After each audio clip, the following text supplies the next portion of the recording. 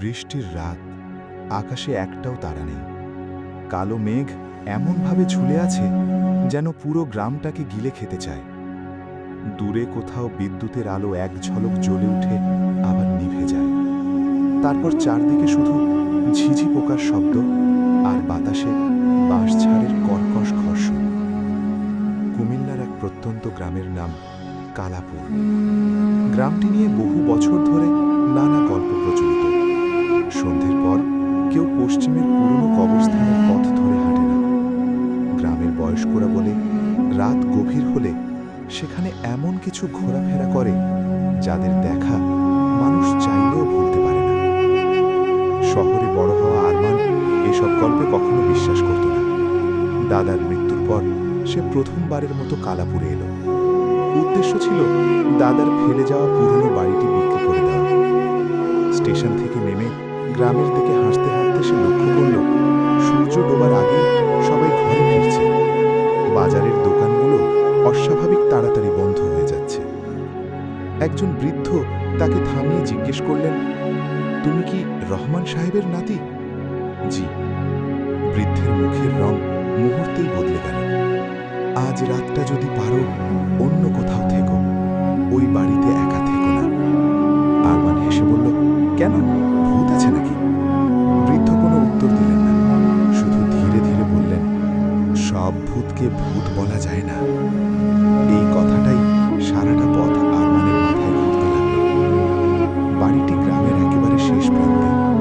চারদিকে বিশাল আম গাছ, শ্যাওলা ধরা দেয়াল আর ভাঙা বারান্দা।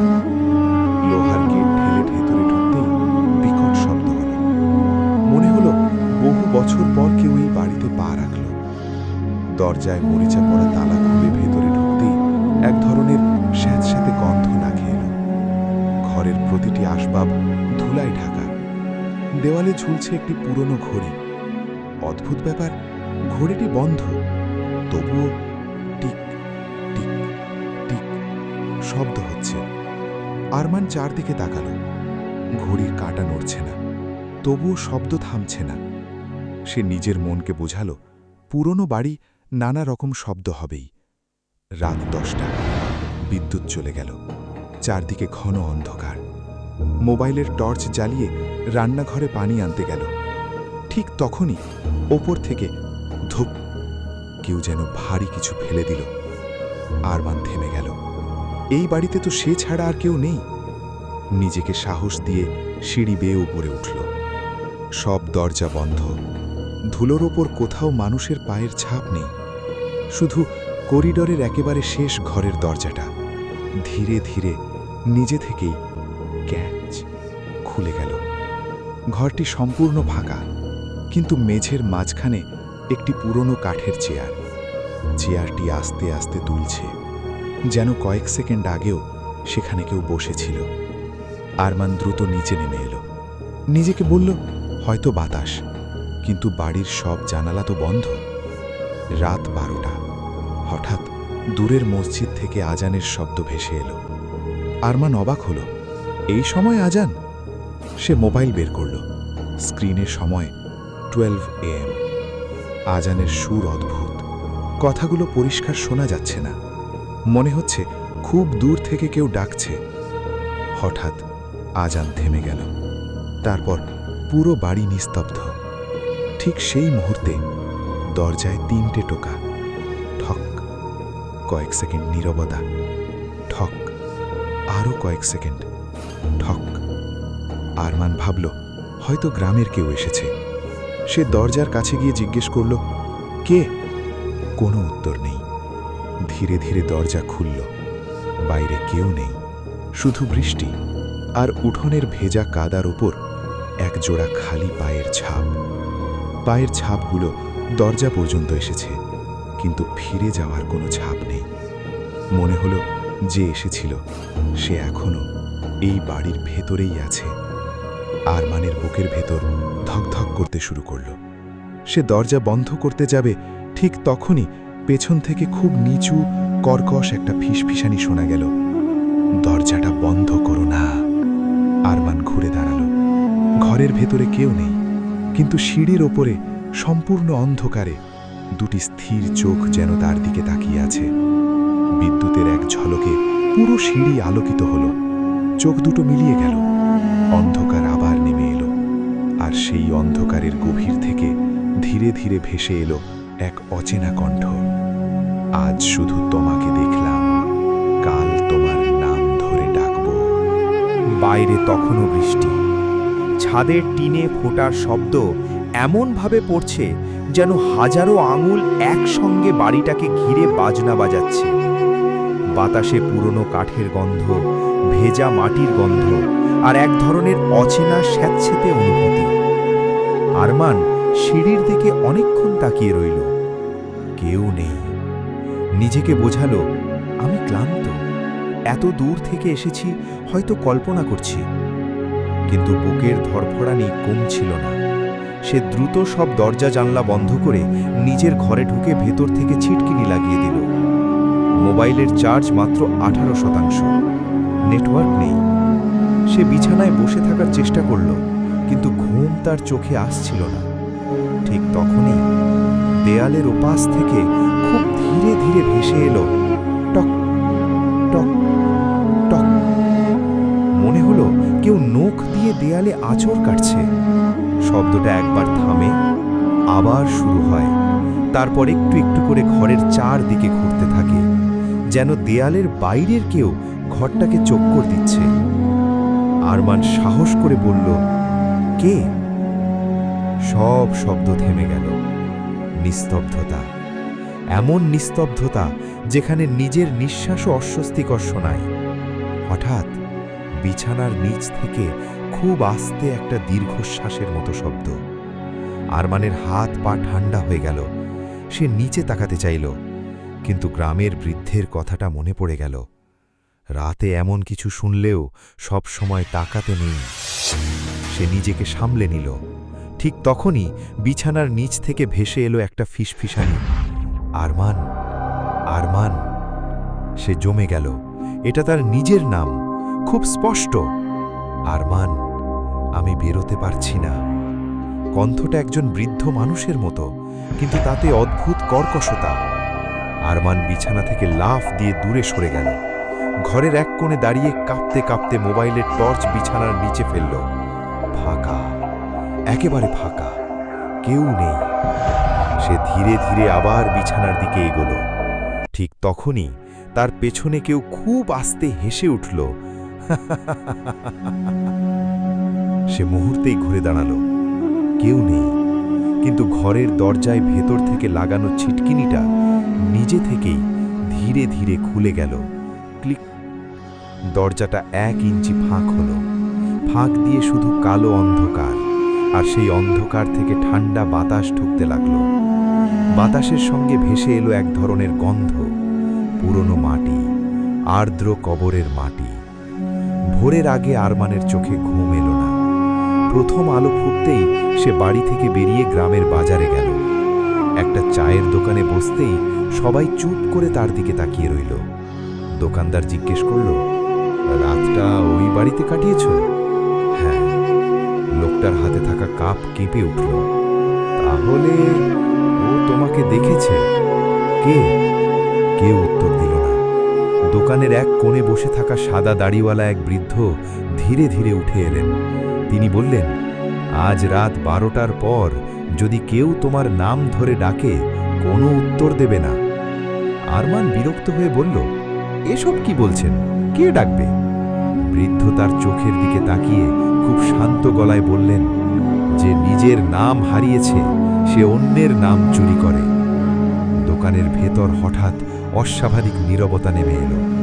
বৃদ্ধ আবার বললেন, তোমার দাদা জানতেন এই বাড়ির ইতিহাস, তাই তিনি কখনো পশ্চিমের ঘরটা খোলেননি। কেন? বৃদ্ধ উত্তর দেওয়ার আগেই দোকানের বাইরে প্রচণ্ড ঝড় উঠল। একটা শুকনো ডাল ভেঙে পড়ল। সবাই চমকে উঠল। বৃদ্ধ শুধু বললেন, আজ রাত পার হলে কাল তোমাকে সব বলবো। সন্ধ্যা, আকাশ আবার কালো। আরমান ঠিক করল, আজ রাতেই সব রহস্যের শেষ করবে। বাড়িতে ফিরে সে পুরো বাড়ি খুঁজতে শুরু করল। উপরের সেই ঘরে গিয়ে দেখল, আগের রাতের দুলতে থাকা কাঠের চেয়ারটা আর মাঝখানে নেই। চেয়ারটা এখন ঘরের এক কোণে, যেন কেউ টেনে নিয়ে গেছে। তার পাশে ধুলোর ওপর আঙুল দিয়ে লেখা একটি মাত্র শব্দ, ফিরে যাও। আরমানের শরীর শিউরে উঠল। সে নিচে নেমে এলো। হঠাৎ তার চোখ পড়ল দেয়ালে ঝোলানো দাদার পুরনো ছবির দিকে। ছবিটা গতকাল সোজা ছিল, আজ ছবিটা উল্টো হয়ে আছে। সে হাত বাড়িয়ে ছবিটা সোজা করতে যাবে, ঠিক তখনই ছবির কাঁচের ভেতর সে নিজের প্রতিবিম্ব দেখল। কিন্তু তখন তার পেছনে একজন দাঁড়িয়ে আছে, লম্বা কালো অবয়ব, মুখ দেখা যায় না, শুধু দুটি ফ্যাকাশে চোখ। আরমান সঙ্গে সঙ্গে পেছনে ঘুরে দাঁড়ালো। কেউ নেই। আবার ছবির দিকে তাকালো। এবারেও অবয়বটা আছে, কিন্তু আগের চেয়ে অনেক কাছে। তার কানের ঠিক পাশে মুখ এনে যেন কিছু বলছে।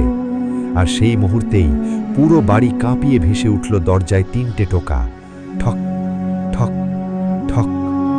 এরপর বাইরের অন্ধকার থেকে একেবারে স্পষ্ট একটি কণ্ঠ, আরমান, দরজাটা খুলো, আমি তোমার দাদা। আরমানের বুকের ভেতর রক্ত যেন জমে গেল, কারণ তার দাদাকে সে নিজের হাতে কবর দিয়েছিল। দরজার ওপাশ থেকে আবারও কণ্ঠটি ভেসে এলো, আরমান, দরজাটা খোল, আমি ঠান্ডায় দাঁড়িয়ে আছি। কণ্ঠটি অবিকল তার দাদার, শুধু কণ্ঠ নয়, যেভাবে তিনি ছোটবেলায় ডাকতেন সেই একই সুর। আরমানের চোখে ভেসে উঠল দাদার মুখ। ছোটবেলায় স্কুল থেকে ফিরলে দাদা ঠিক এভাবেই বলতেন, দাদু ভাই, দরজাটা খোলতো। তার হাত ধীরে ধীরে ছিটকিনির দিকে এগিয়ে গেল। ঠিক সেই মুহূর্তে সকালে দেখা বৃদ্ধের কথাটা মনে পড়ল। রাত 12টার পর যদি কেউ তোমার নাম ধরে ডাকে, কোনো উত্তর দেবে না। সে হাত সরিয়ে নিল। বাইরে কয়েক সেকেন্ড নীরবতা, তারপর কণ্ঠটি বদলে গেল। আগের কোমল সুর হারিয়ে গেল, শুনতে লাগলো কর্কশ, ভারী আর অস্বাভাবিক। দরজা খুলছ না কেন? আরো কয়েক সেকেন্ড, তারপর দরজার ওপাশে যেন কেউ ধীরে ধীরে নখ বোলাতে শুরু করল। খরর খরর শব্দটা কাঠের নয়, মনে হচ্ছিল যেন শুকনো হাড় দিয়ে কেউ দরজা আঁচড়াচ্ছে। আরমান শ্বাস আটকে দাঁড়িয়ে রইল। হঠাৎ পুরো বাড়ি নিস্তব্ধ হয়ে গেল, কোনো শব্দ নেই। বৃষ্টিও থেমে গেছে। এই নীরবতাই যেন সবচেয়ে ভয়ঙ্কর, কারণ ঠিক তখনই বাড়ির ভেতর থেকে আরেকটি কণ্ঠ ভেসে উঠল, বাইরে তাকিও না। সে চমকে উঠল। কণ্ঠটি কার? দাদার নয়, অচেনা নয়, এটা তার নিজের কণ্ঠ। সাহস সঞ্চয় করে সে জানালার কাছে গেল। জানালার কাঠের একটি সরু ফাঁক দিয়ে বাইরে তাকালো। উঠোনে একজন বৃদ্ধ দাঁড়িয়ে আছেন, সাদা পাঞ্জাবি, মাথায় টুপি, মুখ নিচু, দেখতে ঠিক তার দাদার মতো। কিন্তু বৃষ্টিতে চারদিক ভিজে গেলেও তার কাপড়ে এক ফোঁটা পানিও নেই। আর সবচেয়ে ভয়ঙ্কর ব্যাপার, মাটিতে তার কোনো ছায়া নেই। হঠাৎ ধীরে ধীরে তিনি মুখ তুললেন। আরমানের বুকের ভেতরটা যেন জমে গেল। মুখটা দাদার, কিন্তু চোখ দুটো সম্পূর্ণ কালো, এক ফোঁটা সাদা অংশও নেই। বৃদ্ধটি হেসে উঠলেন, একটি হাসি যেখানে মানুষের উষ্ণতা নেই, শুধু শীতলতা। তারপর তিনি খুব আস্তে মাথা কাড় করে বললেন, তুমি জানালা দিয়ে দেখেছ, এখন আমিও তোমাকে দেখতে পাচ্ছি। এক মুহূর্তের মধ্যে তিনি অদৃশ্য হয়ে গেলেন। উঠোন ফাঁকা, কেউ নেই। রাতটা আর কোনোভাবে কাটল না। ভোর হতেই আরমান ছুটে গেল সেই বৃদ্ধের বাড়িতে, কিন্তু সেখানে গিয়ে যা শুনল তাতে তার শরীর ঠান্ডা হয়ে গেল। গ্রামের এক লোক বলল, আপনি যার সঙ্গে গতকাল কথা বলেছিলেন? জি, তিনি তো গত সপ্তাহেই মারা গেছেন। আরমান ভেবেছিল লোকটা মজা করছে, কিন্তু একটু পরেই তাকে গ্রামের কবরস্থানে নিয়ে যাওয়া হলো। সেখানে একটি নতুন কবর, মাটির ফলকে সেই বৃদ্ধের নাম লেখা, তারিখও মাত্র 7 দিন আগের। আরমান অনেকক্ষণ কিছু বলতে পারল না। তাহলে গতকাল সে কার সঙ্গে কথা বলেছিল? ফেরার পথে গ্রামের সবচেয়ে বয়স্ক মানুষ হাজি করিম তাকে ডেকে নিলেন। তিনি অনেকক্ষণ চুপ থেকে বললেন, তোমার দাদা আমাকে একটা কথা বলেছিলেন। কি কথা? যদি কোনোদিন তার নাতি এই বাড়িতে ফিরে আসে, তাহলে তাকে পশ্চিমের ঘরের মেঝে খুঁড়তে মানা করতে। আরমান অবাক হয়ে বলল, মেঝে খুঁড়ব কেন? হাজি করিম তার দিকে তাকিয়ে ফিসফিস করে বললেন, কারণ ওটা কোনো ঘর নয়। তাহলে ওটা একটা সিল করা দরজা। আরমানের গলা শুকিয়ে গেল। কিসের দরজা? বৃদ্ধ উত্তর দিলেন না, শুধু বললেন, যে জিনিস একবার বেরিয়ে আসে তাকে আবার ভেতরে ফেরানো খুব কঠিন। সন্ধ্যা নামার আগেই আরমান বাড়িতে ফিরে এলো। সে সিদ্ধান্ত নিল আজ রাতেই পশ্চিমের ঘরটা ভালো করে দেখবে। ঘরে ঢুকতেই ঠান্ডা বাতাস তাকে ঘিরে ধরল, এত ঠান্ডা যেন বরফের ঘরে দাঁড়িয়ে আছে। সে মেঝের ধুলো সরাতে লাগল। কিছুক্ষণ পর দেখা গেল কাঠের নিচে পুরনো পাথরের স্ল্যাব। স্ল্যাবের উপর অদ্ভুত কিছু চিহ্ন খোদাই করা। সে হাত দিয়ে ধুলো পরিষ্কার করতেই চিহ্নগুলোর মাঝখানে একটি বাক্য ফুটে উঠল, শেষ আজানের পর কখনো খুলবে না। ঠিক তখনই তার পেছনে ভারী নিঃশ্বাসের শব্দ। সে ধীরে ধীরে ঘুরে দাঁড়ালো। ঘর ফাঁকা, কিন্তু দরজাটা, যেটা সে পুরো খুলে রেখেছিল, এখন বন্ধ। ধীরে ধীরে, ভেতর থেকে নয়, বাইরে থেকে যেন কেউ কপাটে হাত রেখে চাপ দিচ্ছে। ধাম একবার, ধাম দ্বিতীয়বার, তারপর একটি দীর্ঘ নিচু কর্কশ কণ্ঠ, আজ দরজা আমি খুলব। ঘরের মেঝের নিচ থেকে হঠাৎ যেন কোনো বিশাল জিনিস নড়ে উঠল। পাথরের স্ল্যাব কেঁপে উঠল, আর তার ফাঁক দিয়ে এক ফোঁটা বরফ ঠান্ডা বাতাস উঠে এসে আরমানের পায়ে লাগল। সেই বাতাসের সঙ্গে ভেসে এলো একটি মাত্র শব্দ, দেরি হয়ে গেছে।